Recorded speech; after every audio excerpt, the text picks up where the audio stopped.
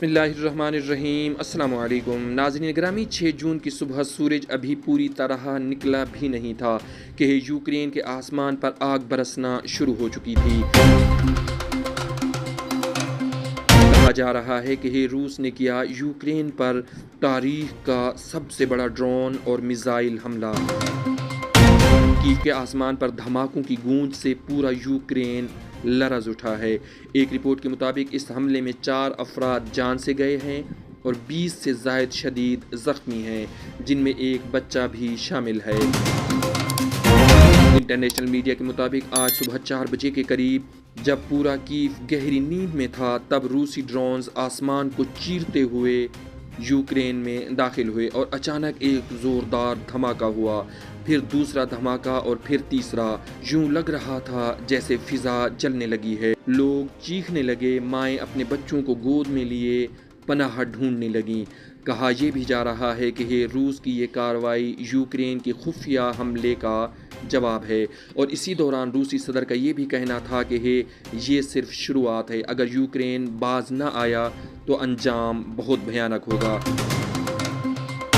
लेकिन दूसरी तरफ सदर ज़ेलेंस्की ने हंगामी खिताब में ये कहा है कि हम डरेंगे नहीं और न ही हम झुकेंगे और रूस के हर हमले का जवाब भरपूर तरीके से देंगे।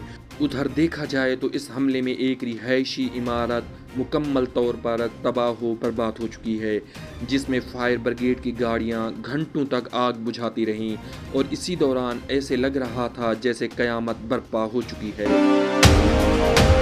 लोग रो रहे थे, चीख रहे थे, ज़मीन पर अपने प्यारों की लाशों को पकड़े बैठे थे। अब एक सवाल ये भी पैदा होता है, क्या तीसरी आलमी जंग की शुरुआत हो चुकी है? क्या रूस और नेटो आमने सामने आने वाले हैं? क्या यूक्रेन के वासियों को फिर एक खौफनाक रात का सामना होगा? इन तमाम सवालों का जवाब कुछ ही घंटों में या फिर कुछ ही दिनों में आपके और हमारे सामने मौजूद होगा। और अगर देखा जाए तो ये सिर्फ एक खबर नहीं, ये इंसानियत के लिए ख़तरे की एक घंटी है। ये जंग सिर्फ यूक्रेन की नहीं, ये जंग है अमन, इंसानियत और बका की।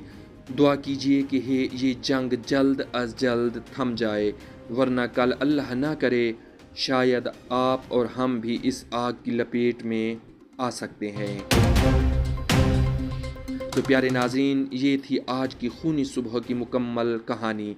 कीव का आसमान रोया, ज़मीन तड़पी और ये ख़बर हमने आप तक पहुंचाई हालात दुनिया के प्लेटफॉर्म से। अगली रिपोर्ट में फिर मुलाकात होती है, उस वक्त तक के लिए अल्लाह निगहबान।